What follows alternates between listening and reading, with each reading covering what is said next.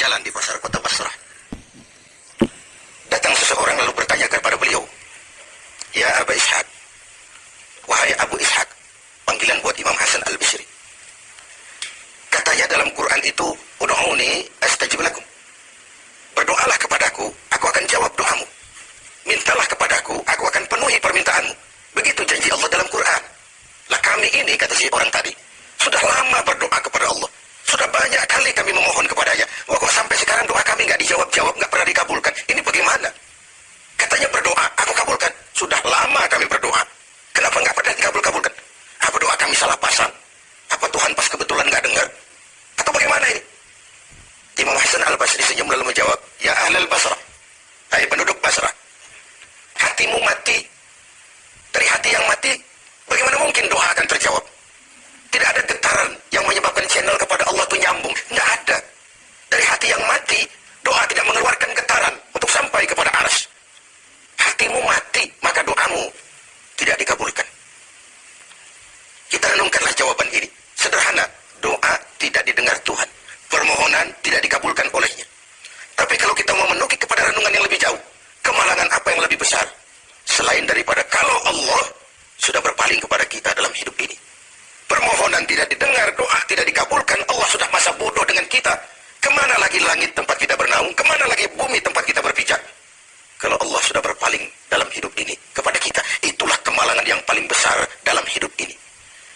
Sementara kita berleha-leha, menurut kita kemalangan itu kehilangan jabatan, kemalangan itu kehilangan harta benda, kemalangan itu adalah kehilangan orang yang kita sayangi. Allah berpaling dalam hidup kita, tidak pernah kita melakukan evaluasi. Nah, apa yang menyebabkan hati itu jadi mati? Sehingga tidak ada getaran yang nyambung ke aras, yang mengakibatkan Tuhan berpaling dari kita, doa tidak lagi didengar, permohonan tidak lagi dikabulkan. Ada beberapa hal yang menyebabkan hati jadi mati, sehingga doa tidak terangkat. Imam Hasan Al-Bisri menjelaskan beberapa faktor yang menyebabkan hati menjadi mati. Tidak ada lagi getaran yang mengantarkan doa ke aras, sehingga Tuhan pun berpaling. Yang pertama, kata beliau, "Araftumullah wa lam tu'tuhu haqqah." Kamu kenal Allah, tapi haknya untuk disembah, kewajibanmu untuk menyembah, tidak pernah kamu laksanakan. Bagaimana hati tidak jadi mati? Kenal. Siapa pencipta alam semesta? Allah. Siapa pencipta lautan, gunung, sungai? Allah. Siapa pencipta langit dan bumi? Allah. Siapa pengatur segala-galanya? Allah. Salat apa tidak? Tergantung kebutuhan. Kamu kenal Allah, tapi haknya untuk disembah, kewajibanmu untuk menyembah, tidak pernah kamu laksanakan. Bukankah simpel bahwa Fatihah saja mengajarkan iyyaka na'budu wa iyyaka nasta'in? Hanya kepadamu kami menyembah dan hanya kepadamu kami mohon pertolongan. Tertibul kalimat, na'budu dulu baru nasta'in. Kalau na'budu terlaksana, nasta'innya pasti top chair. Hanya kepadamu kami menyembah, hanya kepadamu kami mohon pertolongan. Kalau ibadah beres, pertolongan pasti datang. Doa didengar, permohonan dikabulkan, munajat pun diterima. Kenapa? Na'budunya beres, maka nasta'innya nikmat. Tidak diajarkan kita iyyaka nasta'in wa iyyaka na'budu, tapi na'budu dulu, baru kemudian nasta'in.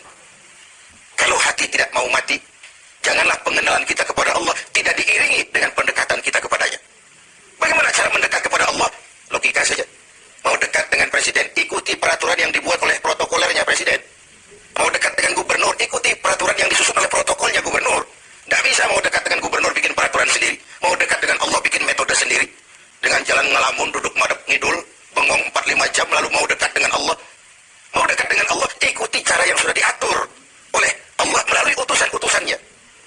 Bukan dengan cara membuat sesuatu sendiri. Ini yang pertama. Lalu yang kedua, yang menyebabkan hati jadi mati, qara'tumul Qur'an walam ta'malu bih.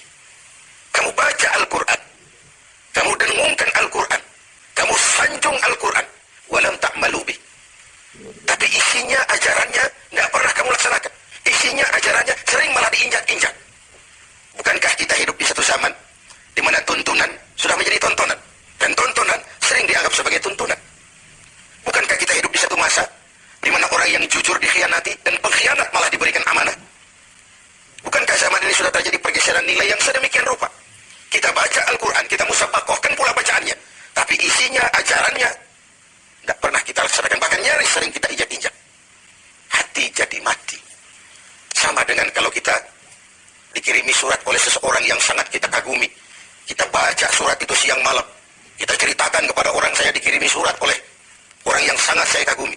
Tapi perintah yang ada dalam surat itu tidak pernah kita laksanakan. Saya percaya betul yang kirim surat mesti marah. Kau baca itu penting supaya kau ngerti apa isinya. Tapi setelah kau ngerti, mau ya laksanakan. Begitu Al-Quran diturunkan kepada kita. Kamu baca Al-Quran, tapi isinya tidak pernah kamu amalkan. Bagaimana hati tidak akan menjadi mati karenanya? Pemirsa TV 7 yang berbahagia. Yang ketiga, penyebab hati itu menjadi mati.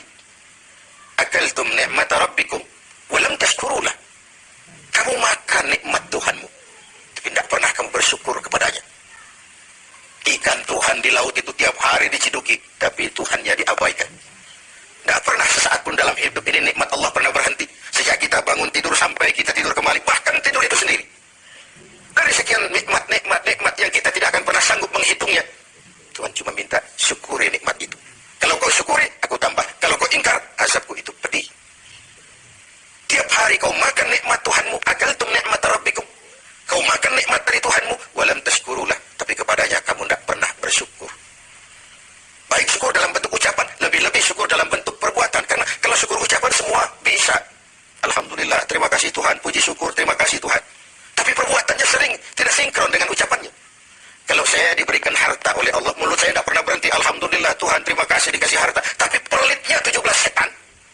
Rasanya orang itu baru syukur perbuatan, baru syukur ucapan, belum syukur perbuatan. Karena syukur perbuatan artinya mempergunakan suatu nikmat sesuai dengan kehendak yang memberikan nikmat itu. Allah memberikan harta kepada saya. Apa yang Allah kehendaki dengan menggunakan harta itu? Bagaimana kehendak Allah tentang penggunaan harta itu? Allah memberikan jabatan kepada saya. Apa yang Allah kehendaki dengan memberikan jabatan ini kepada saya? Mempergunakan suatu nikmat sesuai dengan kehendak yang memberinya. Itulah syukur yang sebenarnya. Ini yang keempat. Yang kelima, penyebab hati itu jadi mati. Qultum annal mauta haqqun walam tasta'iddu lah. Kamu yakin, kamu percaya, kamu tahu betul hidup akan berakhir dengan kematian. Namun kau tidak pernah mempersiapkan diri untuk itu. Baik menghadapi kematian maupun menghadapi yang lebih penting sesudah kematian. Karena mati pada dasarnya sebuah peralihan dari sebuah tahap kehidupan kepada tahap kehidupan yang berikutnya.